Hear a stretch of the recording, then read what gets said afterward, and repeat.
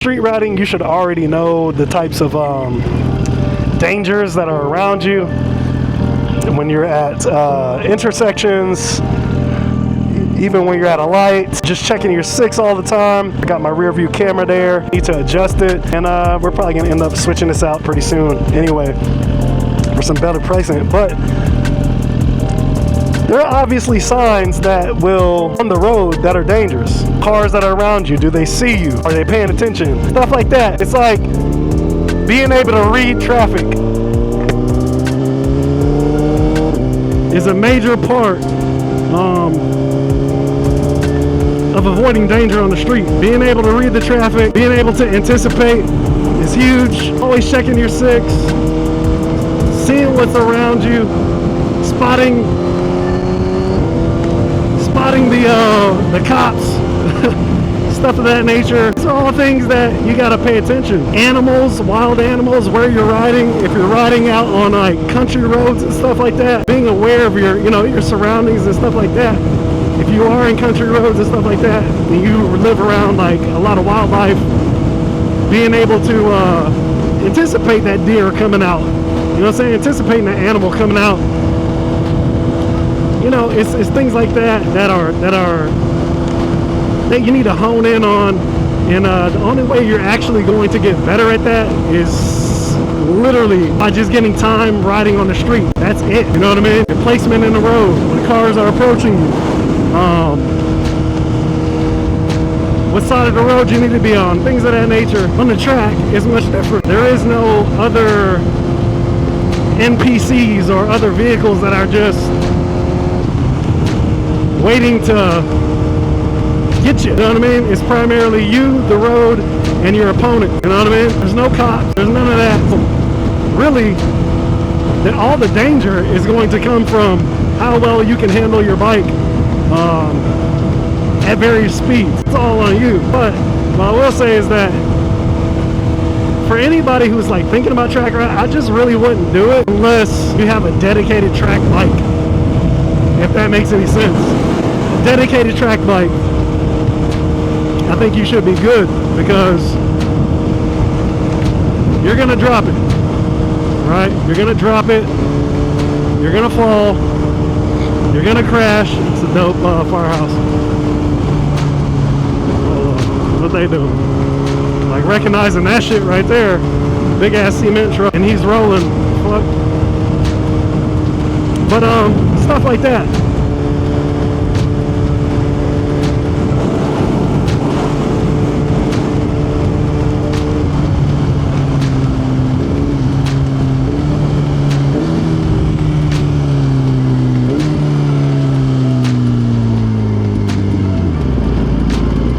You know what I'm saying? Like stuff like that. You know, you want to be able to get on the track and not worry about dropping, you know, your brand new $20,000 bike. You know what I'm saying? Like, for example, I bought this bike. It's not cheap, right? It's not cheap at all. But I know if I take it to the track, I have a real strong chance. I have a real strong chance of like crashing the bike. And if that happens, you know what I'm saying? Like if that happens, you're gonna have to buy brand new fairings.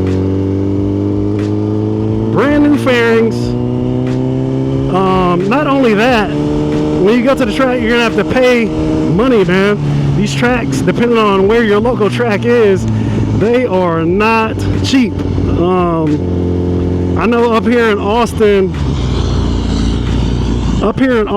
the track here, and I gotta be careful with this shitty road right here too. Take care of the shitty road. But up here in Austin, on track days, I've never seen it any cheaper than like $350 or $400 for a dedicated track day. And that's just only one part of the equation, right? It's only one part of the equation. Once you buy your ticket to be on the track, you got to be able to prepare your bike for the track. You know what I mean? You're gonna have to take certain things off. You're gonna have to make sure, you know, some of them don't require, you got to take your kickstand off. It just depends on where you go, the rules that they have. Some of them you may have to tape up your headlight or remove your headlight. It just depends. Some tracks, they say, hey, you have to have race fairings on the bike. You know what I mean? So these things can get pricey, can get expensive. And if you only got one bike, you know, it kind of doesn't make much sense unless you just really want to do that all the time. Maybe you're just a track only person for the most part, right? There are actually a lot of professional track riders that just don't really ride on the street, but for the most part, I would only suggest going to the track if you have a dedicated track bike. So for example, in my situation, if I bought a smaller bike, I would definitely love to buy like a little, not necessarily a fixer-upper, not necessarily a fixer-upper, simply because, be careful on this fucking road. When you get to the track, you don't want to have a shitty bike that's leaking oil. They're going to check all that stuff. You don't want to have nothing that, you know, oil pans leaking, all kinds of just weird stuff going on, because they ain't going to let you get on that track at all. Tires, good, all that stuff. You know, so just be mindful that if you are looking to track your bike, there's a lot more that goes into it than just buying a ticket, right? Just buying your track ticket.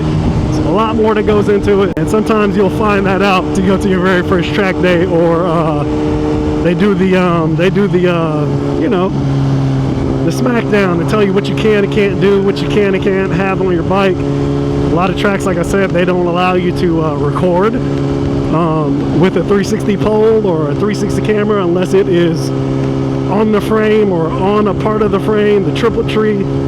It can't just be dangling, stuff like that. It's a lot, man. It's a lot. So, you know, when people tell you to go to the track, or, oh, you know, you should see how you do on the track, stuff like that, like, you know, if that's not your thing, it's not your thing.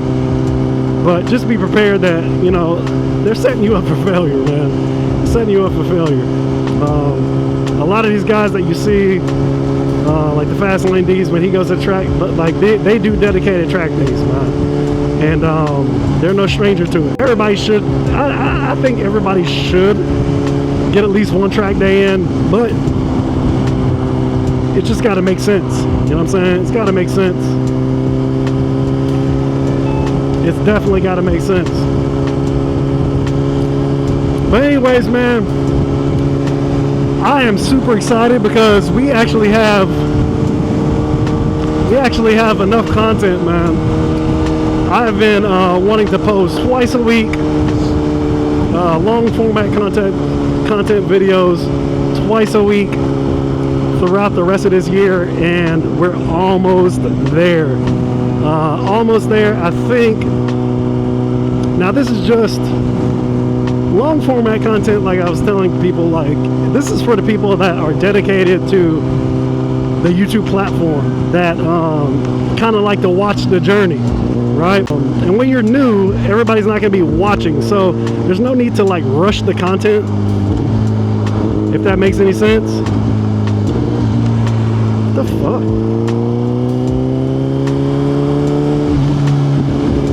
There's no need to like rush the content, so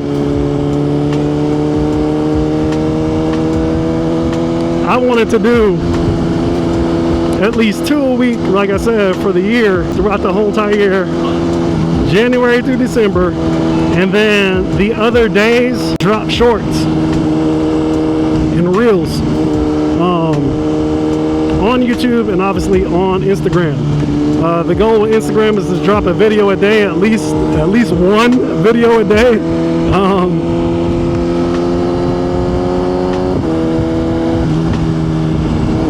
And like I said, and for YouTube, 2 long format content videos a week and shorts every day. The goal is to, like I said, post at least once 365 days.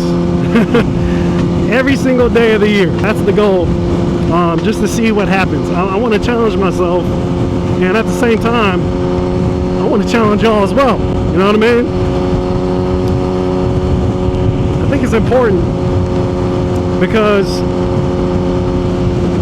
the space is changing, and kind of the reason why I'm doing this is because I feel like there's a lack of creativity. There's a lack of creativity in the motovlog community, period. Just a lack of creativity. Nobody's creative anymore. It just kind of sucks, man. It's stale. The only thing I'm seeing, and then like again, there's nothing wrong with this. Like for example, this video, I'm gonna chop and edit it up, and we're gonna put this out. I'm gonna put this out because since I'm already basically meeting my goals, I'm gonna start dropping. Once I meet that goal,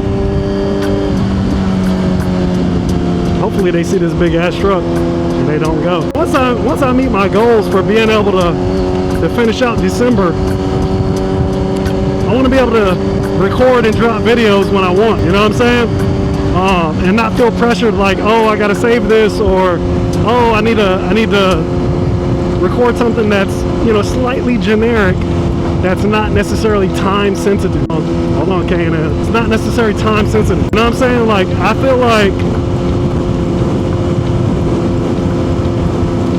I don't know, I feel like it is just very, very important.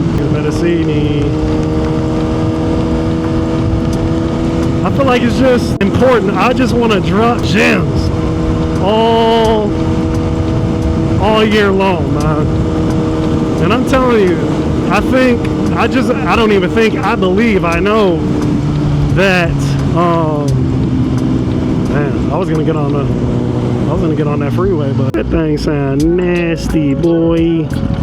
But make sure I check behind me, make sure nobody hit me. But I know for sure that being consistent is the key, not only to start off in this game, but to remain relevant. And it's something that none of the bigger influencers are doing. I don't care why they're not doing it, but not all of them. I would say probably the biggest influencer that I kind of see being very, very regular is Don't Take It. I still can't say his name right. It'd be nice to meet that brother, but really good influencer, posts regular content. And before I could really dial in what I was doing, I wasn't really paying attention to anybody else. I realized that he's actually very successful because he's regular. He posts pretty regular. When he's not posting long format content videos, let me slow the fuck down. He's dropping, when he's not posting like long format content videos, he's dropping like reels, like all the time. He's constantly dropping reels, like daily, and it keeps people engaged. People want to be engaged with somebody that's a regular, and like I said, I'm finding the success of that. I dropped a video yesterday that's going on my main channel, and I'm putting on my main channel. If you want to go over there, it's we got like 12,000 subscribers over there, supporters. I'm trying to revive that channel, but I'm dropping a video over there just talking about the success of being able to be consistent and creative, and how it can really pay dividends. One thing I noticed about, especially in the motovlog sector, is that people think that they need super exciting content.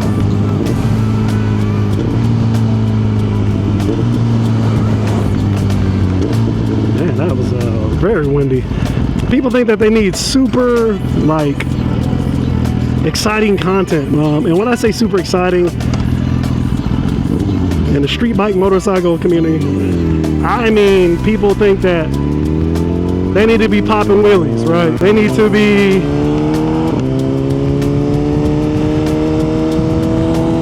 darting in and out of traffic. They need to be lane splitting. They need to be,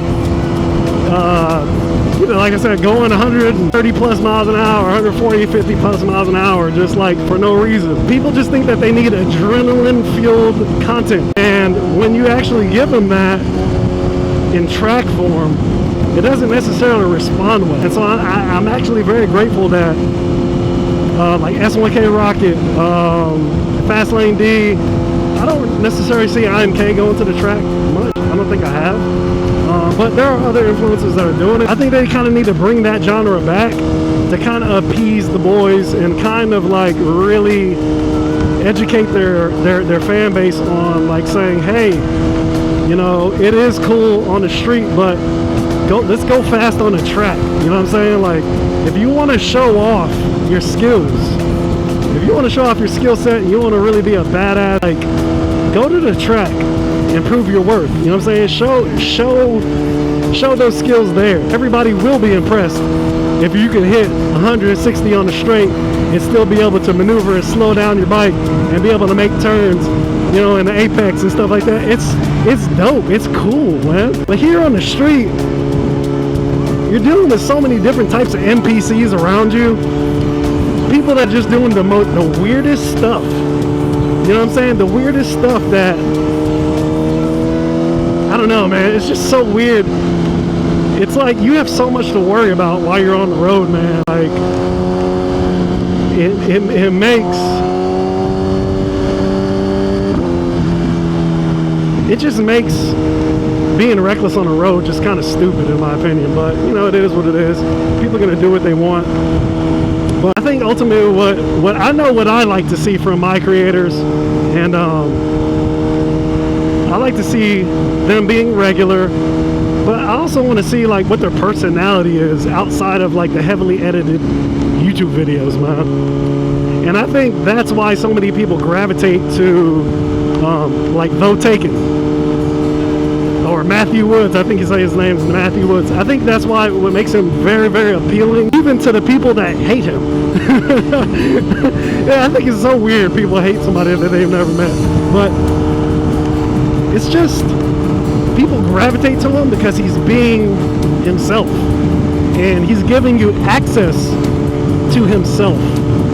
And that's just something that I think the motorcycle community in general, they just haven't solved that problem yet. They haven't solved that riddle yet. They think what people want to see in the street bike community is just adrenaline-filled content. And again, it's fun to watch. It's awesome, you know, but it's just dangerous. And you can offer your viewers so much more.